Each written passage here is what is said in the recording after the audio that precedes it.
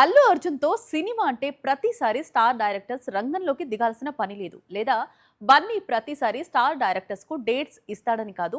ఎందుకంటే అల్లు అర్జున్ ఇప్పుడు ఎవ్వరూ ఊహించని చాలా అంటే చాలా చిన్న దర్శకుడికి తనతో కొత్త సినిమా తీసేందుకు అవకాశం ఇస్తున్నాడు. ప్రస్తుతం అల్లు అర్జున్ తన కెరియర్ లో 22వ చిత్రంలో నటిస్తున్నారు.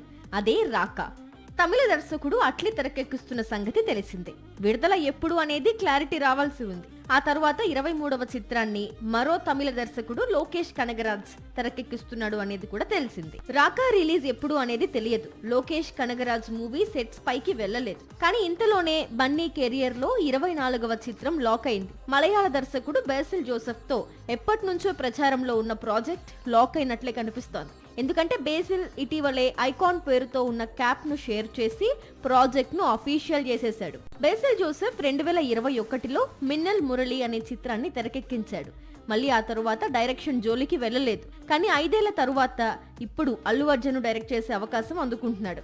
మిన్నల్ మురళి లాంటి సూపర్ హీరో చిత్రాన్ని కేవలం 20 కోట్ల బడ్జెట్ తో తెరకెక్కించి అబ్బురపరిచాడు బేసిల్. అందుకే బన్నీ ఇతనితో చిత్రం చేసేందుకు ప్రత్యేకంగా ఆసక్తి చూపించాడు. ఇక బన్నీ కెరియర్ లో 25వ చిత్రాన్ని సందీప్ వంగా మేకింగ్ లో నటించే అవకాశాలున్నాయి. ప్రస్తుతం ప్రభాస్ తో స్పిరిట్ మూవీని తెరకెక్కిస్తున్నాడు సందీప్ వంగా. ఈ చిత్రం తర్వాత యానిమల్ సీక్వెల్ తెరకెక్కుతుంది. ఆ తర్వాత మాత్రం బన్నీతో వంగా మూవీ పట్టాలెక్కే అవకాశాలున్నాయి.